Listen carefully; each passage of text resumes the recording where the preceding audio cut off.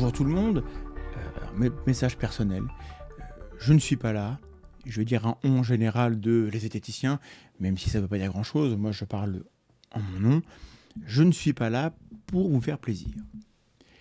Mais je vais développer un petit peu, je prends quelques minutes, vous avez un peu de temps? Super, prenons quelques minutes pour développer ça. Vous savez sûrement qu'il y a des tas de conflits autour de la zététique.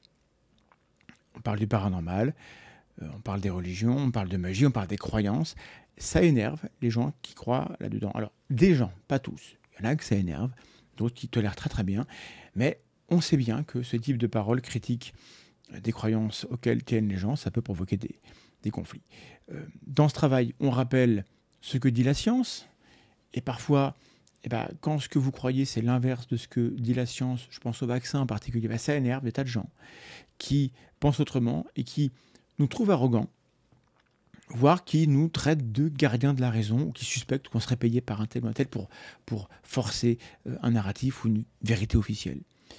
On vulgarise des notions, des connaissances scientifiques dans plein de domaines et ça, de temps en temps, ça excite quelques étudiants plus ou moins érudits qui se dressent sur leurs ergots pour nous reprocher de ne pas avoir expliqué toutes les nuances de telle ou telle notion et donc d'être complètement nuls dans leur domaine sans qu'on soit vraiment certain qu'ils aient bien compris de quoi ils parlent et sans qu'on ait jamais vu ces gens produire de la vulgarisation qui serait compréhensible, qui serait un peu accessible. Et ça, c'est un conflit à la con. C'est un conflit qui est super évitable et pourtant, il se produit et on n'arrive pas à l'éviter.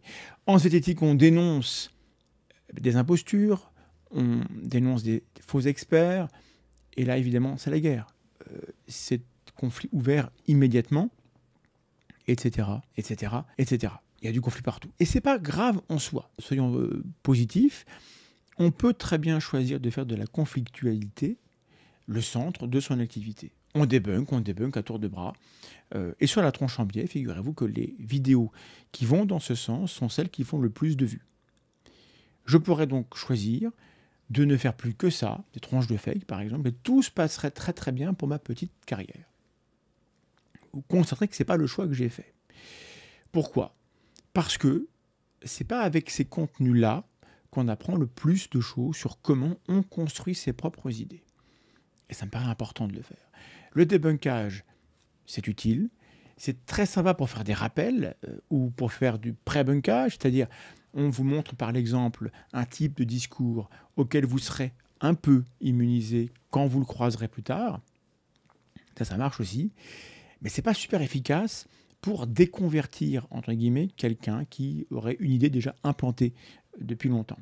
Surtout, et c'est là où je veux en venir, si c'est une idée qui est incorporée dans un complexe qui distribue les rôles entre les gentils et les méchants. C'est nous les gentils, c'est quelque chose qui est très important, qui révèle des choses. On le voit chez Didier Raoult, pardon, je prends son nom, je ne le dirai plus de cette vidéo.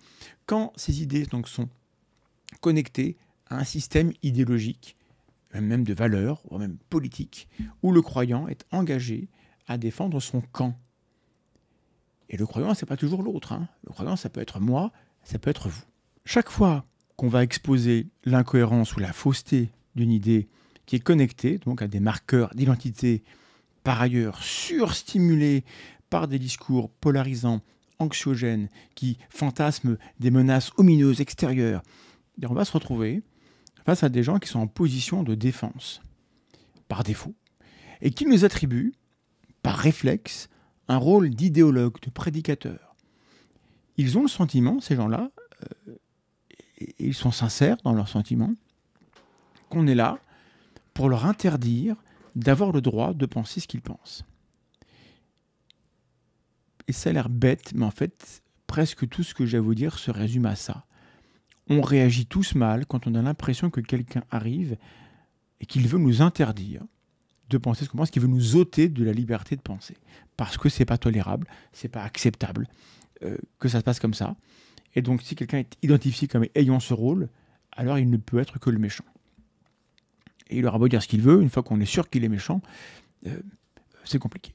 Donc, par défaut, la parole zététique, parfois, va être considérée, ou que celui qui la porte, donc moi, comme un type qui est biaisé, injuste, voire malhonnête, d'emblée, au lieu de considérer que sur ce sujet, comme sur tous les autres, eh bien, j'essaie, bon an, mal an, avec mes qualités et mes défauts, de prendre du recul sur des concepts et de faire un peu le ménage en doutant de ce qui mérite qu'on en doute. Vérifiez sur les sujets sur lesquels vous n'aimez pas ce que je fais, en ayant ça à l'esprit, et peut-être que vous verrez que c'est ce que je tente de faire. Peut-être que je le fais mal. En tout cas, c'est le contrat que je passe, c'est ce que je suis censé faire. En zététique, j'espère que c'est clair pour vous, ou que ça va le devenir d'ici la fin de cette vidéo.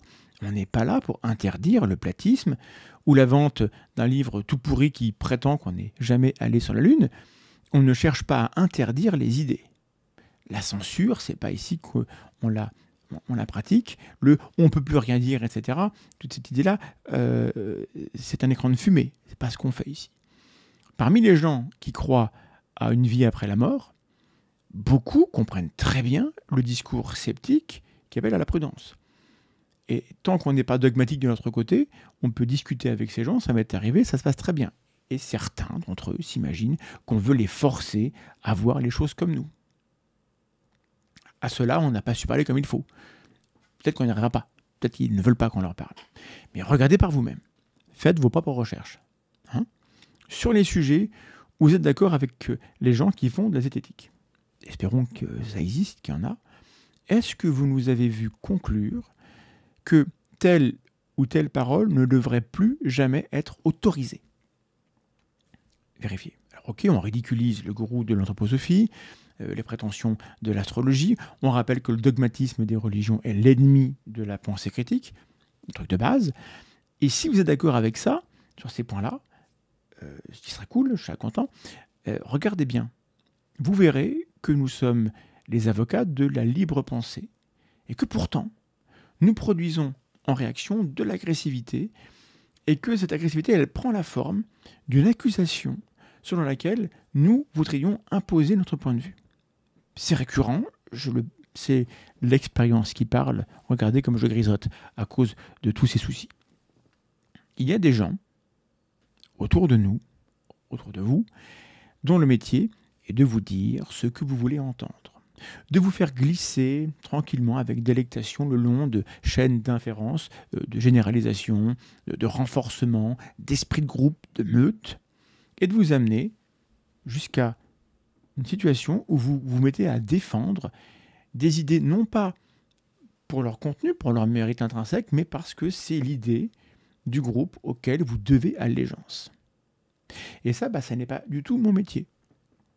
À aucun moment, je ne dois vouloir que vous défendiez une idée parce qu'elle est défendue par un type qui se réclame de la zététique. Si on commence à faire ça, c'est la mort de notre pratique. On ne doit pas faire ça.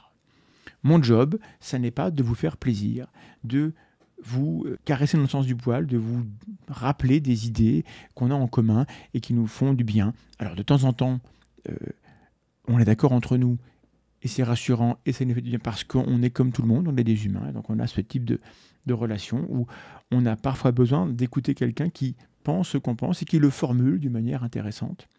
Ça nous aide à mettre les choses en forme. On fait tous ça. Mais ce n'est pas ça le cœur de l'activité de la zététique. Je sais que la plupart des gens qui suivent assidûment la chaîne savent très bien que je ne suis pas là pour leur faire plaisir. Et restent quand même. Je ne crois pas que ce soit par masochisme. Je crois que c'est de la confiance. Et c'est ça le cœur de mon propos. Je pense qu'il y a plusieurs cœurs de mon propos, mais c'est pas grave. On peut vivre avec plusieurs cœurs. Admettons que je sois de qualité frais.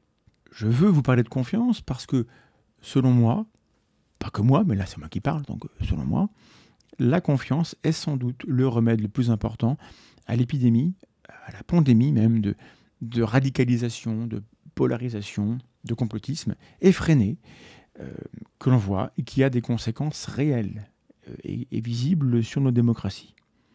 Il s'est passé une élection toute récente qui fait écho à ce que je viens de vous dire. Alors, pardon d'avance, voilà, s'il vous plaît, pardonnez-moi d'avance si j'aborde un sujet où vous avez le sentiment que j'injecte de l'idéologie.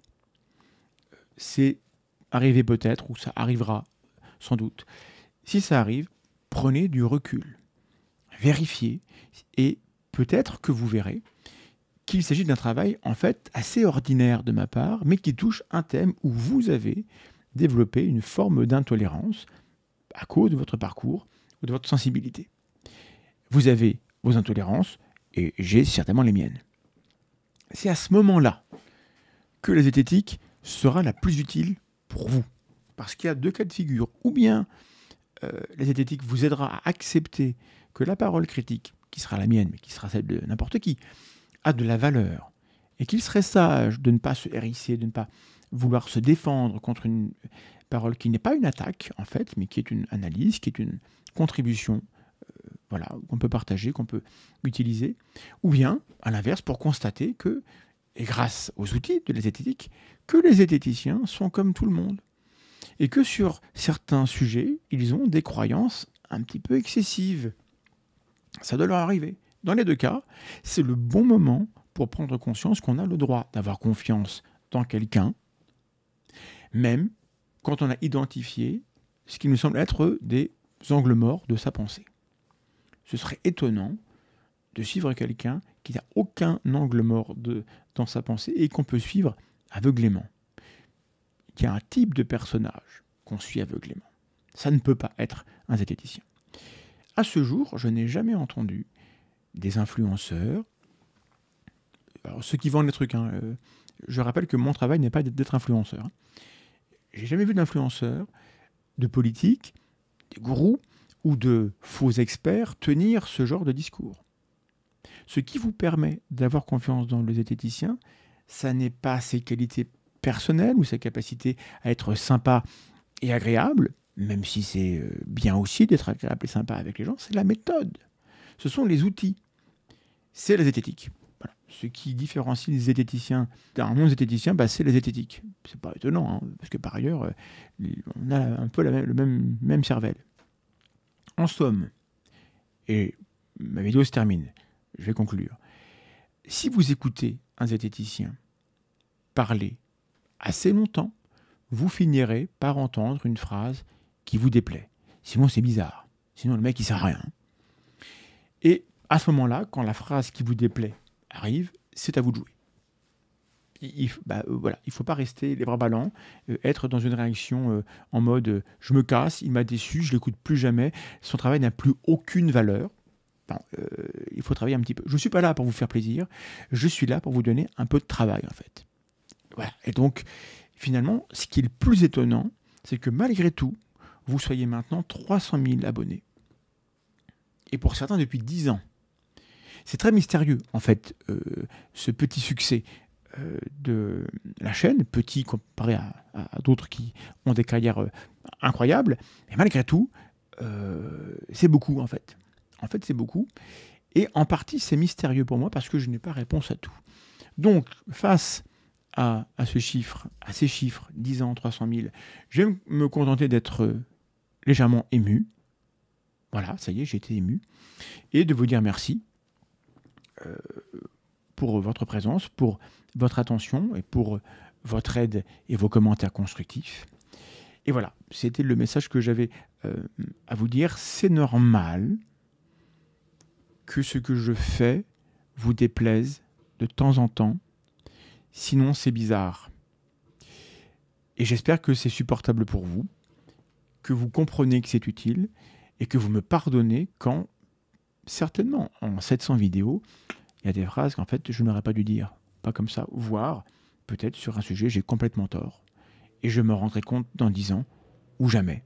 Il y a peut-être des choses que je crois qui ne sont pas correctes et je ne vais pas réussir à m'en rendre compte. Mais je vous jure que je travaille dessus, que j'essaye. Et que lorsque vous argumentez, je vous écoute. Mais pour ça, il faut argumenter et dire si quelqu'un c'est de la merde, en fait, ce n'est pas un argument et vous devriez le savoir. Et si vous l'ignorez, abonnez-vous et bon visionnage des 700 vidéos de Nathan Chambier. Sur ce, je retourne à mon montage parce que cette vidéo n'était pas prévue, c'est un peu un impromptu. Et je vous dis à très bientôt pour plein d'autres vidéos parce que j'ai encore des trucs un petit peu désagréables à vous dire. Des bisous.